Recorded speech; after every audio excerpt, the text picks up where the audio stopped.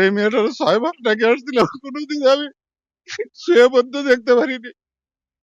আমার ভেতরটা অনেক কষ্ট, আমি জানি না কোনো কিছু, কোন অপরাধে জেল কাটলাম কিছুই বুঝি না ১৬টা বছর। আমার ছোট একটা ভাই রেখে আসছিলাম, সে ভাইটাও মারা গেছে, আমি দেখতে পারি নাই। ২২ বছরের ভাই আমার অ্যাক্সিডেন্ট হয়ে মারা গেছে। আমার যে কষ্ট, সেটা আমি কোনোদিন আপনার কাছে প্রকাশ করতে পারবো না। এই ১৬টা বছর আমি কোনোদিনও ফেরত পাবো না।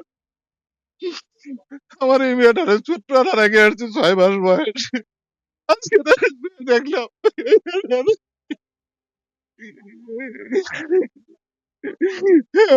আমার ওয়াইফ আয়েশা অনেক কষ্ট করে গার্মেন্টসে চাকরি করে মেয়েটাকে বড় করছে। রাত ১২টা পর্যন্ত আমার এই ওয়াইফ, আমার স্ত্রী রাত ১২টা পর্যন্ত গার্মেন্টসে ডিউটি করে, আমার খুলচাটা বাইরে যায়, আমি সহ্য করতে পারি না। রাত ১২টা পর্যন্ত ডিউটি করে। আমরা চাই আমাদেরকে আবার চাকরিতে পুনর্বহাল করা হোক।